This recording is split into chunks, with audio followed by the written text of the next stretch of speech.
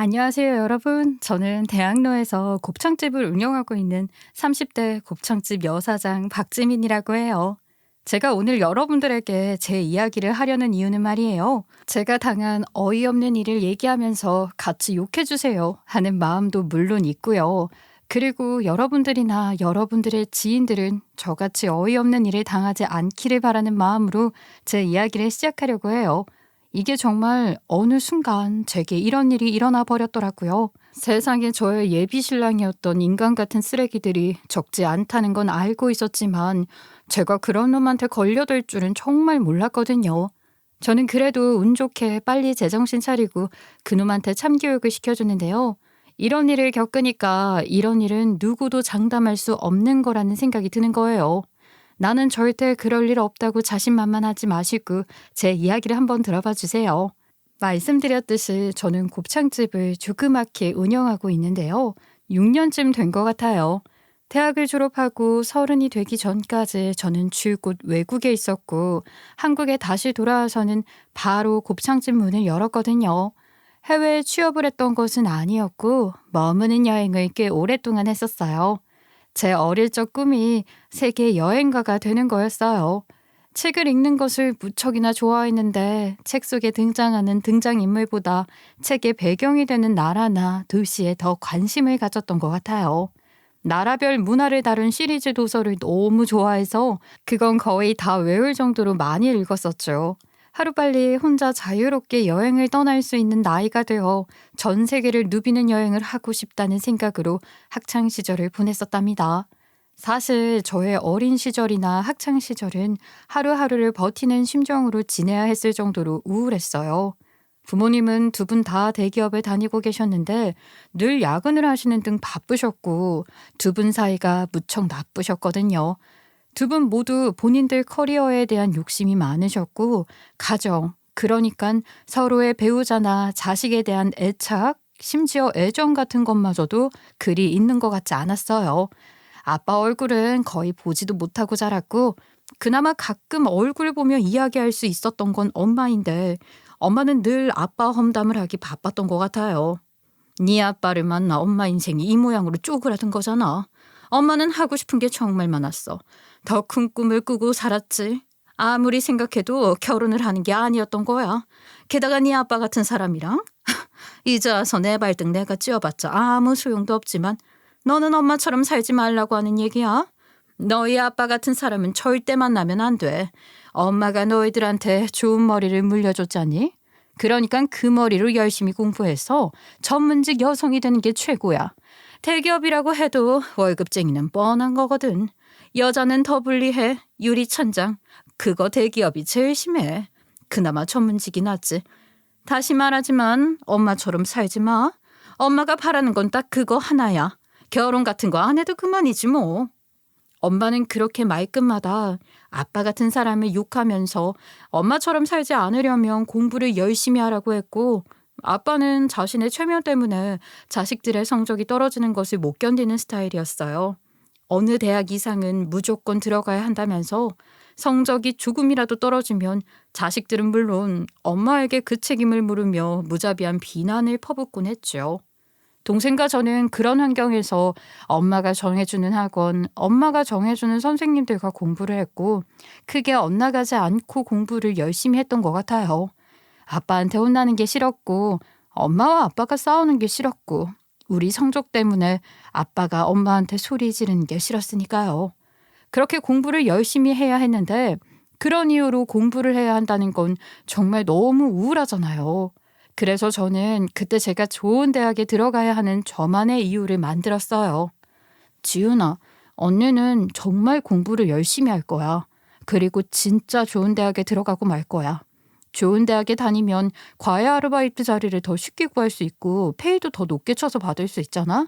그렇게 대학에 다니는 4년 동안 열심히 돈을 모으고 대학을 졸업하면 그 돈으로 세계 여행을 떠날 거야. 그게 내 인생 목표야. 언니는 좋겠다. 그렇게 하고 싶은 게 분명하면 뭐라도 할 수 있을 거야. 그치? 그래서 난 언니가 부러워. 나는 하고 싶은 게 없어. 그냥 엄마랑 아빠랑 싸우는 게 듣기 싫어서 공부를 하는 것뿐이야. 내가 할 수 있는 게 아무것도 없잖아. 반항할 용기도 없어. 난 그런 것도 겁부터 나더라. 반항 같은 소리 하네. 우리 착한 공주 입에서 반항이 웬 말이야. 너한테는 그런 거 어울리지도 않아. 그러니까 지금처럼 공부 열심히 해서 좋은 대학 가고 아빠보다 훨씬 좋은 사람 만나서 결혼해. 아니면 언니랑 같이 여행 다니든지 말이야. 어때? 어쨌든 제게는 그런 목표가 있었으니 그 시절을 견디는 것이 훨씬 수월했고 그럭저럭 공부도 잘해서 원하던 대학에 들어갈 수 있었어요. 그리고 장담했던 것처럼 4년 동안 과외는 물론이고 틈나는 대로 할 수 있는 아르바이트란 아르바이트는 다 한 것 같아요. 다른 친구들처럼 몰려다니며 유흥을 즐기지도 않았고 그 흔한 소개팅 한 번 한 적이 없었죠. 그런 것들은 다 시시하게 느껴질 정도로 제게는 큰 목표가 있었으니까 오직 그 생각만 하면서 살았다고 할 수 있을 것 같아요. 제가 관심이 있는 것은 오직 제가 아직 가보지 못한 전 세계 여러 나라와 도시들 뿐이었고 그런 것들을 간접 체험할 수 있는 영화나 책을 보는 것 외에 다른 여가 활동이란 것은 없었어요. 그렇게 4년을 보내고 대학을 졸업하자마자 저는 부모님께 편지 한 장을 써놓고 세계 여행길에 올랐습니다. 미리 상의를 드리지 않은 이유는 허락을 해주실 리가 없기 때문이었어요. 어떤 식으로도 허락을 받을 수 없을 것이 확실했기 때문에 부모님을 설득할 자신이 없었고 그래서 그런 방법을 택할 수밖에 없었죠. 대신 편지는 아주 정성스럽게 썼고 여행을 다니는 중에도 한 달에 한 번은 꼭 집으로 편지를 썼어요. 그게 제가 할 수 있는 최선이었던 것 같아요. 그렇게 시작한 여행을 6년이 넘도록 계속할 거라는 걸 여행을 시작할 당시에는 생각도 못했죠. 뿐만 아니라 여행에서 돌아온 후에도 6년이나 여행을 하고 왔다는 게 실감이 나지 않았던 것 같아요. 그 정도로 6년이라는 시간이 짧게 느껴졌던 게 아닌가 싶어요. 그렇지만 그 시간 동안 내가 얻은 것들을 돌이켜보면 결코 짧은 시간이 아니었음을 깨닫곤 했답니다. 여행에서 돌아오게 된 데는 동생의 영향이 컸어요. 사실 동생이 아니었다면 저는 지금도 멕시코 어디쯤이나 이탈리아 남부 어느 작은 마을에 머물고 있었을지도 모를 일이죠. 제가 여행을 하는 동안 부모님은 결국 이혼을 하셨고 대학생이었던 여동생은 독립을 해서 혼자 지내게 됐어요. 동생은 어렸을 때부터 몸이 약했는데 혼자 지내기 시작하면서 마음은 더 약해진 것 같았고 그런 동생을 더 이상 혼자 둬서는 안 되겠다는 생각이 들어서 동생에게 제가 있는 곳으로 올 것을 제안했지만 동생은 한국을 떠나는 것을 내켜하지 않았어요. 그래서 결국은 제가 한국으로 돌아오게 되었고 동생의 상태를 살핀 후에 다시 출국할 예정이었지만 그 계획은 계속 미뤄지게 된 거랍니다. 지훈아, 아직도 세상에 재밌는 게 하나도 없니? 정말 하나도 없어? 뭐라도 괜찮으니까 언니한테 말해봐. 재밌는 걸 하면서 살면 되잖아. 네가 생각하는 것보다 세상은 재밌는 곳일지도 모르잖아. 그러니까 우리 같이 찾아보자. 응? 모르겠어. 나 때문에 언니가 하고 싶은 여행도 못하게 해서 너무 미안한데 난 정말 하고 싶은 게 하나도 없어. 왜 사는지 모르겠어. 또 이상한 소리 한다 정말. 그러지 말고 언니랑 같이 그럼 식당을 해보면 어떨까? 하루하루 치열하게 살다 보면 살아있다는 게 어떤 건지 알 수도 있지 않을까? 내가 아주 그런 쓸데없는 생각은 하지도 못할 정도로 바쁘게 만들어줄게. 응? 세상에 재밌는 게 하나도 없다는 동생에게 살아있음을 느끼게 해주고 싶어서 같이 식당을 운영할 것을 제안했던 거예요. 그렇게 제가 밀어붙여서 동생과 함께 작은 곱창집을 열었죠. 곱창은 대중적으로 인기가 많은 음식이기도 하지만 무엇보다 제가 좋아하는 음식이었기 때문에 즐겁게 일할 수 있을 것 같았거든요. 가게는 테이블 6개를 겨우 넣을 수 있을 정도로 작았지만 젊은 자매가 운영하는 개성 있는 곳으로 입소문이 나기 시작했고 공간이 좁은 덕분에 늘 웨이팅이 있는 식당이 되면서 장사는 더 잘 됐어요. 제 입으로 이런 말 하기는 조금 그렇지만 미녀 자매 곱창집이라고 입소문이 좀 났었어요. 갖다 붙이기도 좋잖아요. 그래서 저희도 일부러 그렇게 홍보를 하기도 하고 그랬답니다. 아유, 지금 생각하니 좀 낯간지럽긴 하네요. 나 때문에 식당을 하자고 했으면서 언니가 훨씬 신나서 열심히 하는 것 같아. 그 덕분에 식당도 이만큼 장사가 잘 되잖아. 이만하면 성공한 거지 뭐. 안 그래? 게다가 언니는 가게 하면서 평생의 짝이라고 여기는 형부까지 만나고 말이야. 정말 좋은 일들만 있었던 것 같아. 아유, 얘 쑥스럽게 왜 그래? 나는 네가 연애를 하기를 바랐는데 생각도 없던 내가 결혼 얘기까지 하게 될 줄 누가 알았겠니? 아유, 이런 게 인연이라는 건가 봐. 운명이라고 해야 하나? 네, 저는 곱창 가게를 운영하면서 예비 신랑을 만나게 된 거였어요. 예비 신랑이 저희 가게에 식자재를 납품하는 사람이었거든요. 사업을 크게 하는 사람은 아니었고 보관 창고 없이 매일 도매 시장에서 물건을 해다 저희 가게를 비롯해 인근 식당들에 납품을 하면서 조그맣게 사업을 하는 사람이었어요. 승엽 씨는 정말 부지런한 사람인 것 같아요. 매일 아침에 새벽 시장에 가는 게 보통 일은 아니잖아요. 아무리 그게 일이라고 해도 말이에요. 처음엔 저도 일찍 일어나는 게 힘들었어요. 왜 안 그랬겠어요. 그랬던 적이 없으니까 쉽지 않더라고요. 근데 새벽에 일찍 일어나야 하니까 밤늦게까지 노는 것도 안 하게 되고 좋은 게 더 많아요. 그래서 이런 루틴으로 사는 것도 나쁘지 않다고 생각하게 된 거예요. 그리고 하는 일도 재밌거든요. 미녀 박자매 사장님들처럼 좋은 분들도 만나고 말이에요. 하여간 너스레도 잘했던단 말이야. 우리도 승엽 씨처럼 에너지 좋은 분이 매일 아침 신선한 재료들 갖다 주니까 장사도 더 잘 되는 것 같고 좋아요. 그렇죠. 제가 에너지가 좀 좋긴 하죠. 해피바이러스 비타민 같다고나 할까요? 아, 그리고 우리 박자매 언니 사장님은 이미 충분히 훌륭한 피지컬을 갖고 계시지만 건강을 위해서 운동을 시작해 보시는 건 어떠세요? 아, 사실 제가 저녁에는 또 파트타임으로 헬스 트레이너 아르바이트를 하고 있거든요. 제가 운동하는 걸 워낙 좋아해서 매일 운동하러 다니는 건데 그러는 김에 아르바이트 삼아서 하고 있어요. 네? 아니, 저녁에 아르바이트까지 해요? 우와, 승엽 씨 생각보다 훨씬 더 부지런하고 열정적인 사람이구나. 이렇게 성실한 사람인 줄 몰랐어요. 저는 예비 신랑의 그런 성실한 모습에 반했고 현실에 안주하지 않고 계속 도전하는 모습에 끌렸던 것 같아요. 예비 신랑은 대학을 졸업하자마자 식자재 납품하는 일을 시작했다고 했지만 저보다 5살이나 어렸으니 예비 신랑 역시 사회 초년생으로 한창 꿈이 많을 시기였죠. 그런 면에서 저와 통하는 점이 많았고 서로의 꿈을 응원하고 지지하는 사이로 친하게 지내게 되었답니다. 그러다 저희 가게가 자체 최고 매출을 찍은 날 동생과 조촐하게 축하 파티를 하면서 그 자리에 예비 신랑을 초대했거든요. 그런데 그 자리에서 제게 대뜸 청혼을 하더라고요. 아니, 무슨 청혼이야. 하나도 웃기지도 않는데 그걸 농담이라고 하는 거야? 농담이라니. 아, 나 상처받아요. 농담 아니고 진심으로 하는 이야기란 말입니다. 제대로 사귀어보지도 않았는데 청혼부터 하는 게 어딨어. 그러니 농담이라고 생각하는 게 당연한 거 아니야? 박자매 언니 사장님에 대해서 저는 이미 많이 알고 있다고 생각하거든요. 결혼해도 좋을 사람, 결혼하고 싶은 사람이라고 생각했어요. 연애는 결혼해서 해도 되는 거 아닌가? 집이나 오빠랑 결혼하자, 응? 아, 뭐야, 진짜 미쳤나 봐. 까분다, 정말. 저는 당황해서 아무 말이나 하면서 웃어넘기려고 했지만 사실 예비 신랑이 그렇게 박력 있게 나오니 그 모습에 설렜던 게 사실이에요. 결국 그날 저희는 동생을 증인으로 세워 저희들만의 약혼을 했고 다음에 봄에 결혼식으로 올릴 것을 약속했습니다. 그때가 8월이었으니 7, 8개월의 연애를 약혼 기간으로 두고 결혼을 하기로 한 거였어요. 다소 즉흥적이라고 할 수도 있겠지만 예비 신랑 말처럼 서로를 보아한 건 1년 가까이 되었기도 했었고 당장 결혼을 하는 게 아니라 결혼을 전제로 연애를 하는 기간도 갖는 것이기에 그런 결단을 내리는 게 어렵지는 않았던 것 같아요.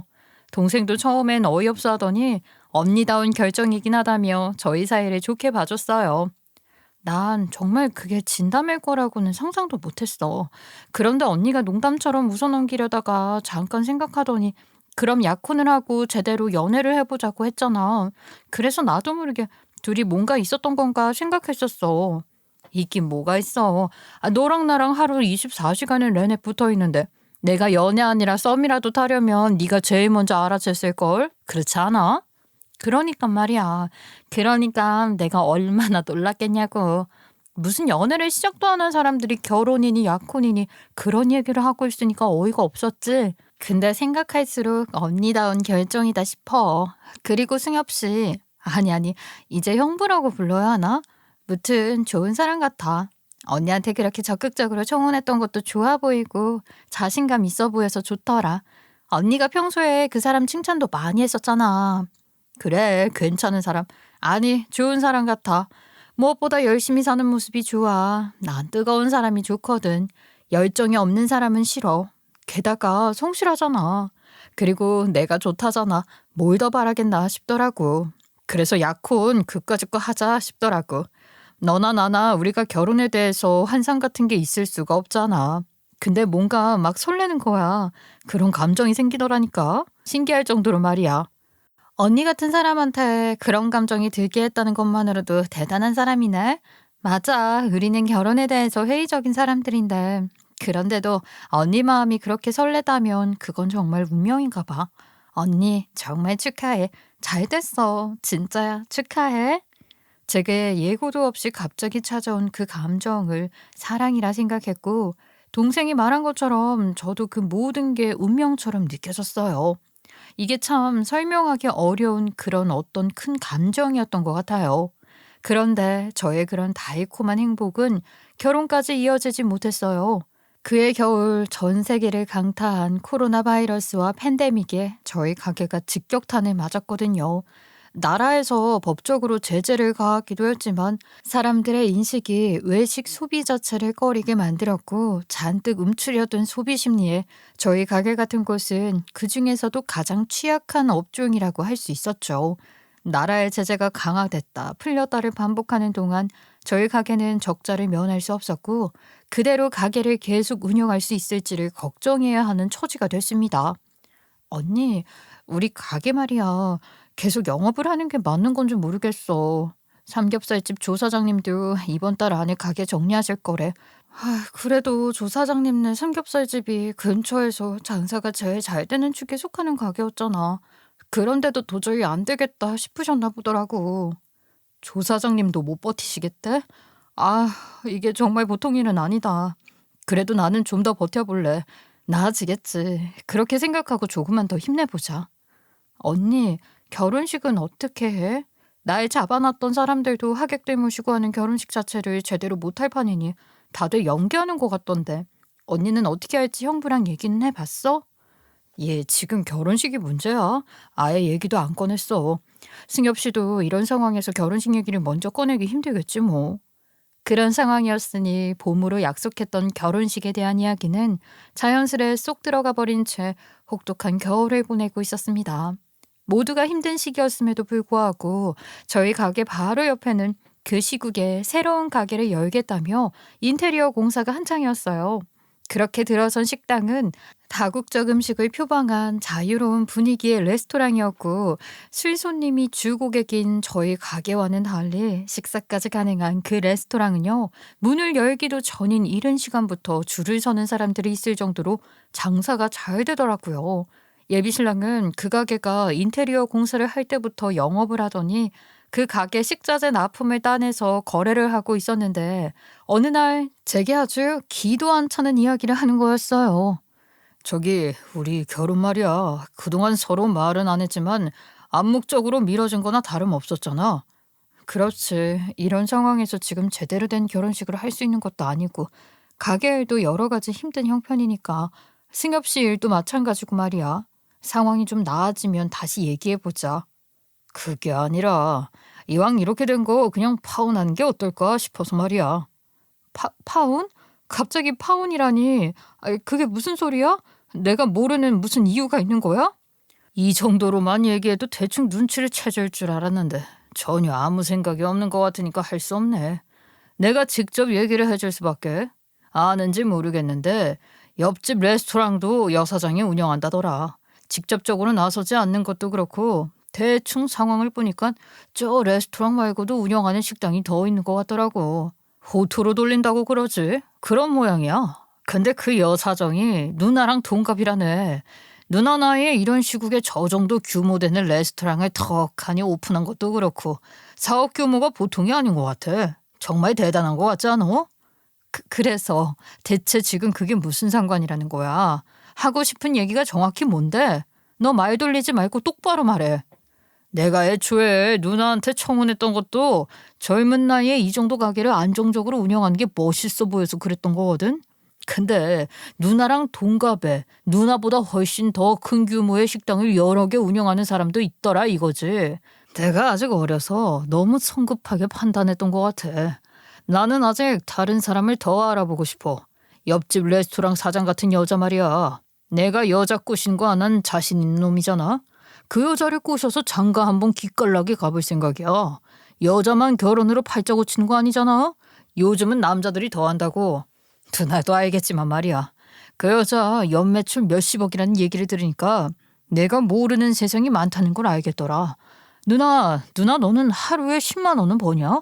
지금은 그렇다 쳐도 한창 잘 나갈 때를 생각하더라도 옆집 사장에 비하면 누나 네가 하는 건 구멍가게도 안 되는 거 아니냐 말이지. 더 좋은 여자를 눈앞에 두고 너랑 결혼할 수는 없는 거 아니야? 이해하지? 기가 막혔어. 그러니까 지금 옆집 레스토랑 여사장이 나보다 돈도 더 잘 벌고 더 잘 나가는 것 같으니까 그 여자 꼬셔서 결혼할 작정으로 지금 나랑 파혼하자는 거야? 그 여자가 어떤 여자인지도 모르면서 너랑 동갑이고 너보다 사업성 좋고 부자고 내가 뭘 더 알아야 되는데 설마 지금 구질구질하게 내 바짓가랑이라도 붙여보려는 거 아니지? 나한테 뭐 책임져라 그딴 얘기할 거면 시작도 하지 마. 내가 네 바짓가랑이를 왜 붙잡니? 네가 이런 인간인 걸 알았으면 내가 먼저 걷어찼을 거야. 그런 쓸데없는 걱정하지 말고 가서 그 여자나 제대로 꼬셔봐. 할 수 있을지 모르겠지만 말이야. 철이 없다고 해야 하는 건지 무모하다고 해야 하는 건지 모르겠지만 그건 더 이상 내 알바도 아니고 이런 개 같은 경우가 어디 있는지도 모르겠다. 그래. 자괴감 같은 것도 들고 그럴 거야. 그렇지만 너무 낙심하지 마. 누나가 나보다 나이가 많은 거지 객관적으로 아직 그렇게 늦은 나이는 아니니까. 눈만 좀 낮추면 괜찮은 사람 만날 수 있을 거야. 그럼 우리 깨끗하게 파혼한 거지. 다른 얘기 안 하는 거다. 난 이제 본격적으로 그 여자한테 대시할 작정이야. 유치하게 회방 같은 거 놓지는 않을 거지? 결국 그게 궁금하니? 내가 너 방해할까 봐 겁나서 너 까보는 거 좀 더 구경하다가 알려줄 작정이었는데 도저히 안 되겠다. 그냥 지금 알려줄게. 여자 꼬시는 게 그렇게 자신 있다니 어디 한번 해봐. 그런데 너는 옆집 여사장에 대해서 아는 게 정말 하나도 없구나. 그 여자가 바로 나야. 옆집 레스토랑 사장도 나라고 알겠니? 너 꿈에도 몰랐을 거다. 그러니까 이런 어이없는 소리를 한참이나 짓거렸겠지. 네, 맞아요. 사실 옆집의 그 레스토랑도 제가 운영하는 식당이었답니다.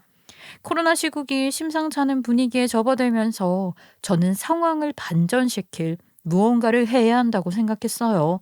당장 장사를 할 수 없게 된 상황인데 곱창은 음식의 특성상 배달 음식으로 그리 인기가 높다고 할 수도 없고 고객층이나 영업시간 등도 제한적일 수밖에 없었거든요.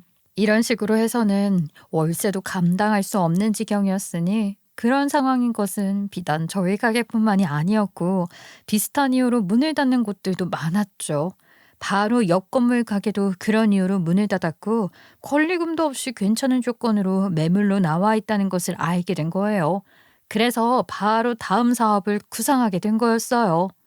지은아, 옆집 가게에 매물로 나온 거 말이야. 아무래도 그거 내가 인수해야 할 것 같아. 언니, 아무리 좋은 조건으로 나왔어도 지금 이런 상황에 새로 가게를 열어서 감당할 수 있겠어? 그렇게 자신이 있는 거야? 내가 해외 생활을 좀 오래 했잖아. 그것도 여행으로 전 세계를 돌아다닌 건데 그런 내 경험을 살려서 세계 여행을 콘셉트로 한 레스토랑을 열면 어떨까 싶어. 우리나라에 많이 알려지지 않았지만 우리나라 사람들 입맛에도 잘 맞고 레시피가 어렵지 않으면서 재료를 쉽게 구할 수 있는 그런 음식들을 골라서 나라나 대륙별로 카테고리를 나누고 계절마다 메뉴도 바꾸고 그런 식으로 운영하면 어떨까 싶어. 당분간은 해외여행 같은 건 꿈도 못 꿀 텐데 그런 식으로 대리만족을 할 수 있다면 그런 게 좀 먹힐 수 있지 않을까? 언니, 세상에 언제 그렇게까지 다 생각을 해둔 거야? 해외여행이 자유롭지 않은 상황인데 식당에서 이국적인 음식을 먹으면서 여행 기분 낼 수 있게 한다는 건 정말 괜찮은 아이디어 같아. 언니, 이거 될 것 같아. 우리 한번 해보자. 정말? 네가 그렇게 말해주니까 힘이 막 나는 것 같아. 정말이야. 게다가 네가 이렇게 적극적으로 뭘 해보자고 한 게 처음인 것 같아서 그것도 너무 좋아. 그렇게 즐거운 마음으로 가게 계약을 하고 바로 인테리어 공사에 들어갔던 거였죠. 예비 신랑은 옆집이 식당 공사를 하는 것을 보더니 바로 납품 영업을 해야겠다며 의욕을 보였어요. 그 모습이 귀여워서 저는 모른 척 예비 신랑과 계약을 해주고 가게 오픈하는 날 서프라이즈로 알려줄 작정이었거든요. 사실 예비 신랑에게 서프라이즈도 서프라이즈지만 곱창집을 하는 자매가 여는 레스토랑이라는 꼬리표를 달고 싶지 않아서 비밀리에 진행하려고 했던 것도 있었어요. 괜한 선입견을 주고 싶지 않았기 때문이었죠. 그리고 곱창집에 대한 제 애착이 강했기 때문에 옆집을 계약하면서도 처음부터 두 가게를 모두 운영할 생각이었고 곱창집에 비해 새로 여는 가게 규모가 더 컸기 때문에 어차피 식당을 전반적으로 관리할 매니저를 고용해야 했었어요. 마침 동생 절친의 남자친구가 패밀리 레스토랑 홀 매니저로 오래 일하고 있던 친구여서 스카우트 제의를 했었고 그 친구가 인테리어 공사 때부터 모든 일을 전담하고 있었던 거랍니다. 그러니 저는 전면에 나설 일이 없었고 예비 신랑은 그 매니저를 통해 계약을 진행했던 거고 그 과정에서 사장에 대해 여러 가지를 물어봤다고 하더라고요. 그 매니저는 그 사람이 제 예비 신랑이라는 것을 알고 있었기에 장남기가 발동해서 일부러 나이까지 오픈하며 미혼인 여사장님인데 수완이 좋으신 분이라며 너스레를 떨었다고 하는 거예요. 저도 그게 재밌어서 예비 신랑에게 오픈하는 날까지 비밀로 하려고 생각하게 된 거였어요.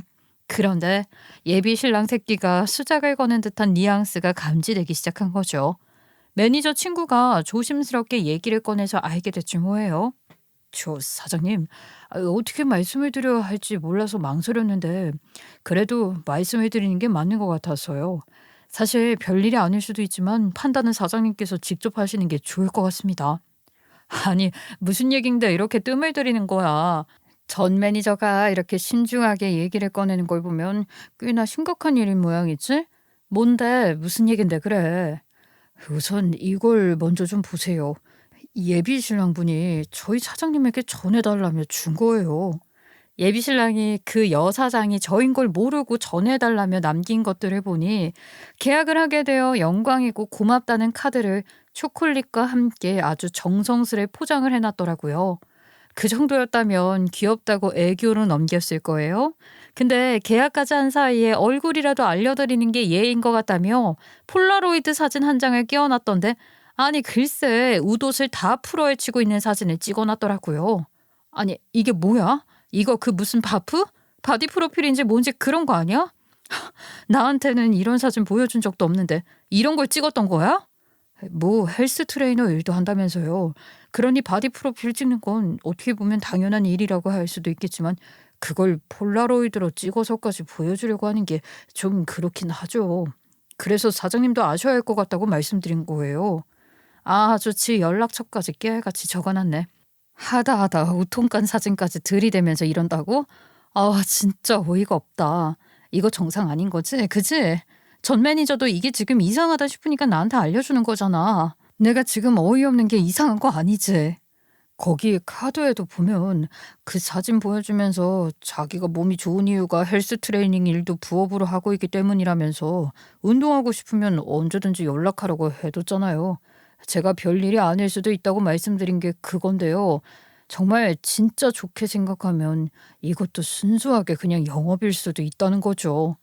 순수한 영업은 무슨 개뿔. 이건 더 볼 것도 없이 개수작이잖아. 아니야? 아닌가? 진짜 그냥 영업일 수도 있는 건가? 그래. 그럼 일단 조금 더 지켜보는 걸로 해. 이 새끼가 어떻게 나오는지 한번 보자고. 그러면 전 매니저가 감사 선물 잘 전해드렸다고 하면서 여사장이 관심을 보이더라는 식으로 말을 일부러 좀 흘려봐. 어떻게 나오나 한번 보게 말이야. 그렇게 매니저와 제가 짜고 미끼를 던진 건데 이 새끼가 기다렸다는 듯이 제게 파혼을 선언한 거예요. 여사장이 관심을 보인다니 다 넘어온 거나 마찬가지라고 생각했던 모양이죠. 그렇게 저를 정리하고 바로 본격적으로 작업 들어갈 생각이었나 본데 저는 그놈이 그 정도밖에 안 되는 인간인 줄도 모르고 결혼까지 하려고 했던 거였어요.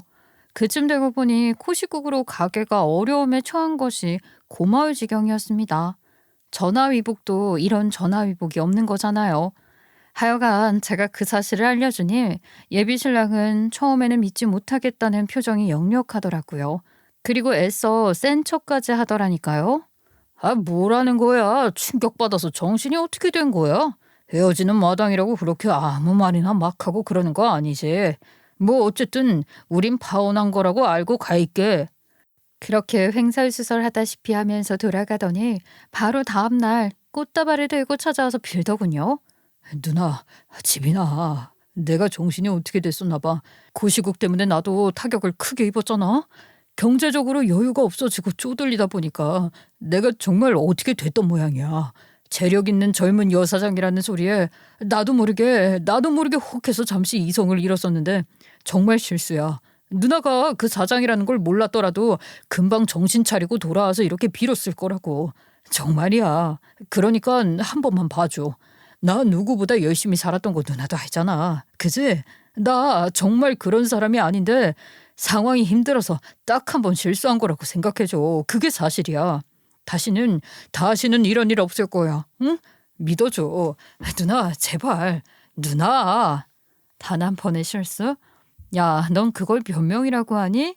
네가 뭐라고 해도 나는 그런 너를 이해하거나 봐줄 생각이 전혀 없어. 이미 너란 인간에 대한 신뢰는 무너질 대로 무너졌고 회복할 수 있는 수준이 아니거든. 그걸 몰라서 그래? 실수라는 한마디로 넘어가거나 용서받을 수 있는 일이라고 생각한다고? 그런 거라면 그거야말로 제정신이 아닌 거 아니니? 얼른 정신 차리고 가서 열심히나 살아. 알겠니? 누나, 우리가 알고 지낸 세월이 있는데 어떻게 이렇게 딱 잘라서 헤어지자는 거야. 나는 그렇게 못해. 누나, 집이나 제발 한 번만 다시 생각해봐줘. 그동안 우리가 쌓아온 것들이 있잖아. 너랑 나랑 같이 꿈꾸던 것들이 얼마나 많았니? 그걸 다 잊고 살라고? 나는 그렇게 못해. 내가 어떻게 그걸 다 잊고 살 수가 있겠어. 나한테는 너밖에 없어. 다시 생각해줘. 응? 어이없는 소리 작작해. 바로 어제 이 자리에서 네가 했던 말들을 잘 생각해보라고. 내가 널 어떻게 믿겠니? 나한테 구질구질하게 굴지 말아달라고 했던가? 너야말로 그만하고 꺼져. 네가 매일 아침 저녁으로 찾아와서 손이 발이 되게 빌어도 안 될 일이야. 알았어? 네가 그 바디 프로필인지 뭔지 위통 다 벗고 있는 사진으로 가짜는 수작 벌였을 때 그때 작사를 냈어야 하는 건데. 그래도 혹시나 싶은 생각에 확실하게 확인을 하려고 했던 것뿐이야. 근데 너란 인간 미끼를 던지자마자 바로 덥석 물었잖아. 돈 많은 여자가 관심을 갖는 것 같다 싶으니까 나는 우스워 보였겠지. 그런 너를 내가 뭘 보고 믿을까? 제가 하는 말에 반박을 할 수 있는 건 한마디도 없었을 거예요. 다 맞는 말이었으니까 말이에요. 그러니 한마디도 더 못하고 돌아가더라고요.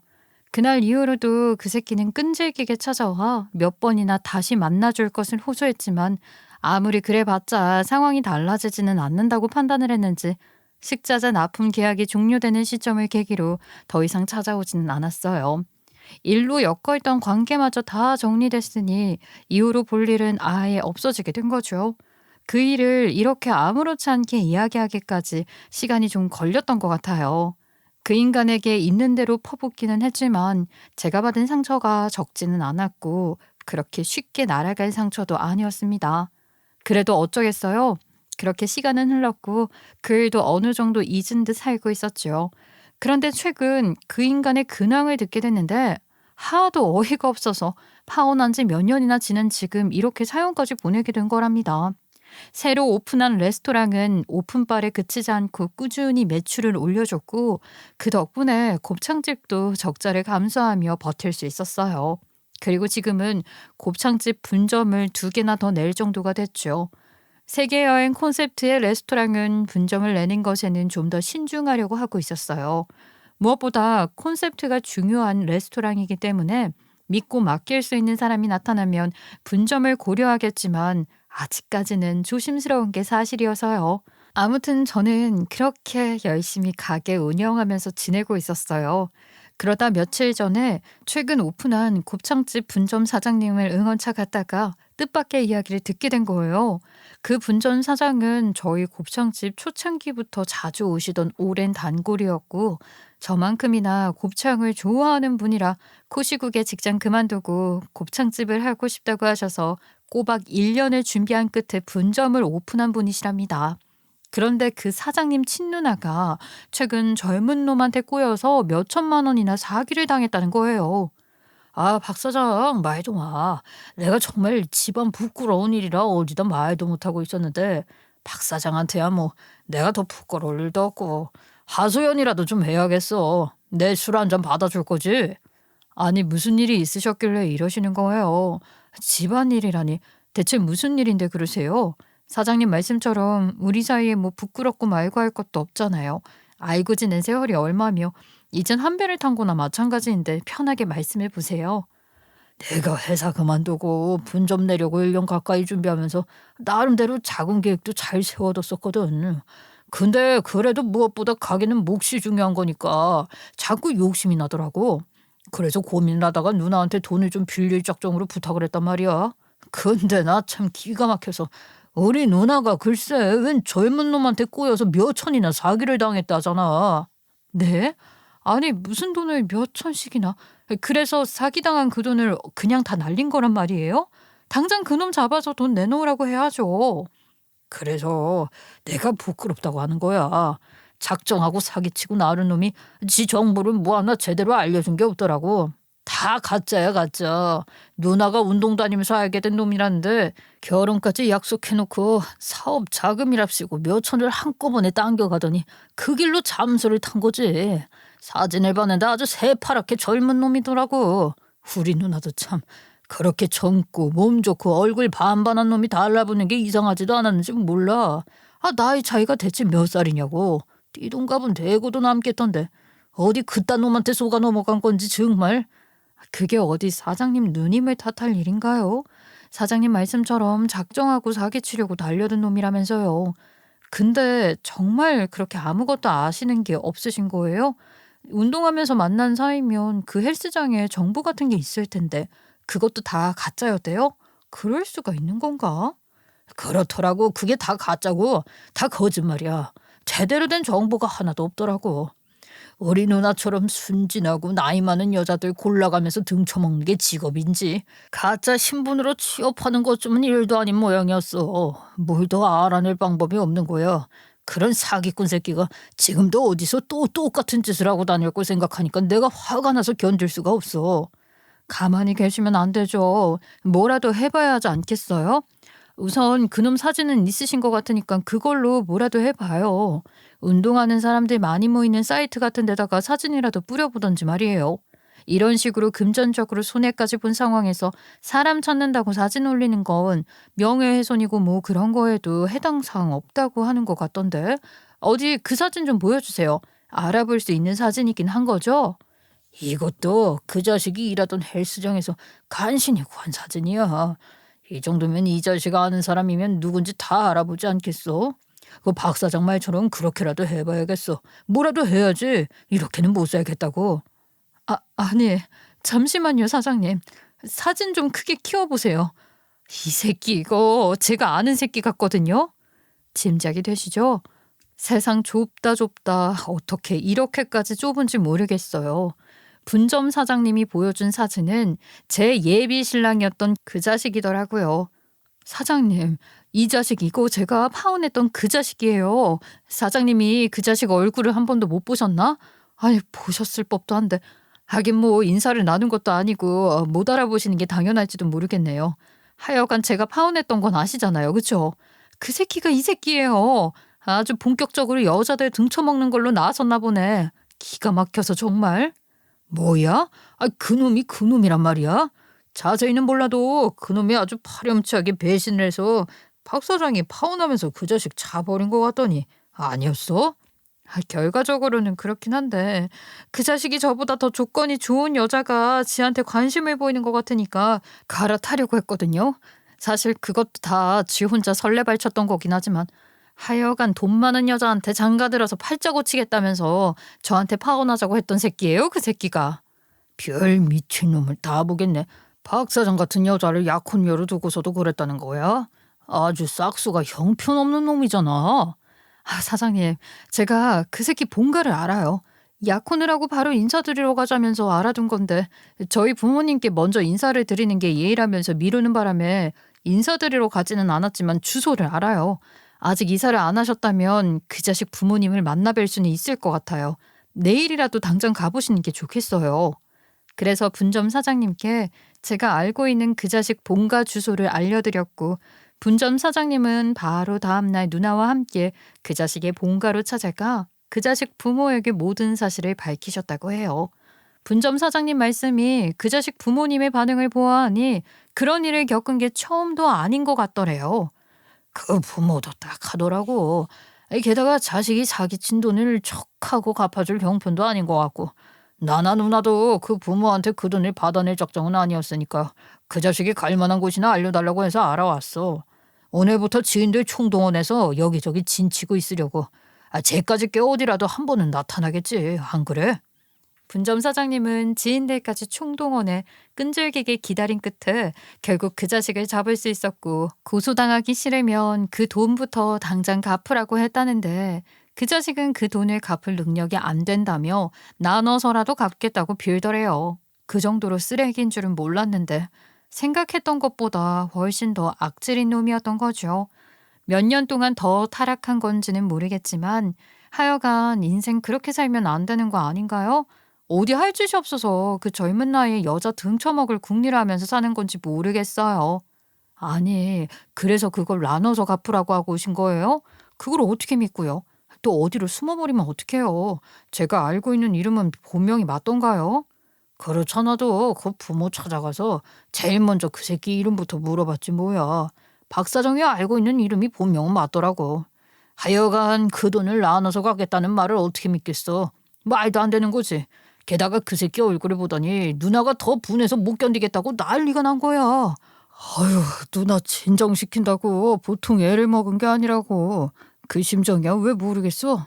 나도 그 새끼 상판대기 보는 순간 소음부터 올라가던걸. 설마 한 대 치고 그러신 건 아니죠? 그런 자식들 일부러 몇 대 맞을 작정하고 일부러 약 올리듯이 그런다던데, 거기 말려서 한 대 치기라도 했다가는 바로 고소한다고 난리 쳤을 텐데 말이에요. 왜 아니야. 처음엔 나도 그 자식이 깐족거리는 꼬락서니를 보니까 한 대 안 치고는 안 되겠다 싶었는데 잘 참았지 뭐야. 그게 다 그런 새끼들 수법이라는 거 나도 알고 있었어. 그런데도 참는 게 쉽지는 않더라. 정말 쓰레기 같은 놈이야. 버러지만도 못한 놈 같으니라고. 어우, 잘 참으셨어요, 사장님. 정말 잘 참으신 거예요. 다행이에요. 그런 새끼 한 대 친다고 달라지는 건 아무것도 없잖아요. 사기쳐간 돈이랑 정신적인 피해 보상 그런 거 다 제대로 받으셔야죠. 그렇잖아도 누나가 너무 분하다고 해서 사기죄로 고소할 거야. 지금 변호사 알아보는 중이야. 최고 형량으로 잡아줄 사람으로 선임할 작정이라고. 누나가 아주 벼르고 있어. 잘 생각하셨네요. 제대로 죄값 받으면 좋겠어요, 정말. 그리고 뭐 증언 같은 거 필요하면 언제든지 말씀하세요. 저도 피해자 아니겠어요? 뭐 꼭 돈을 떼어야 피해자인 건 아니잖아요. 파혼하면서 저도 많이 힘들었단 말이에요. 생각해보니까 정신적 피해 보상 그런 거 저도 받아야 하는 거 아니에요? 분점 사장님 누님은 우리나라에서 탑3에 꼽히는 대형 로펌 변호사를 선임하셨다고 해요. 비슷한 피해자가 더 있는지도 알아본다고 하시더라고요. 물론 저도 그 피해자에 들어가는 거죠. 저 말고 한 분이 더 나타났다고 해서 집단 소송으로 갈 수도 있을 것 같다고 하시네요. 뭐가 됐든 저는 적극적으로 협조할 생각입니다. 세상이 어떻게 돌아가는 건지 취집이다, 퐁퐁이다, 뭐 그런 이야기들을 아무렇지도 않게 하는 것도 영 거슬리는데, 그런 애들은 그래도 아예 대놓고 경제력 있는 남자 만나서 결혼하기를 원한다, 뭐 그런 거잖아요. 근데 그 자식은 뭐냔 말이죠. 결혼할 마음도 없으면서 나이 많은 여자들을 상대로 사기나 치고 산다는 게 정말로 뭐라고 할 말이 없네요. 그런 쓰레기 같은 인간이 어떻게 되는지 널리 널리 알리고 싶어서 제 이야기를 시작한 거였어요. 그리고 저나 분점 사장님 누님 같은 피해자가 생기지 않길 바라는 마음도 있었고 말이에요. 제가 말씀드렸죠. 절대 그런 일을 당하지 않을 거라고 자신하면 안 되는 거더라고요. 그런 쓰레기 같은 인간은 그 새끼 하나도 족하길 바라지만 그런 썩은 정신 상태를 가진 인간들이 더 있을지도 모르니 언니들 그리고 동생들도 모두 조심하자고요. 이 사람이 진짜 내 사람이다 싶더라도 혹시 모르니 한 번 더 확인해 봐요. 확실하게 해서 나쁠 건 없는 거 아니겠어요? 모두들 예쁜 사랑하시길 바라는 마음을 전하면서 제 이야기는 여기까지 할게요. 끝까지 들어주셔서 감사합니다.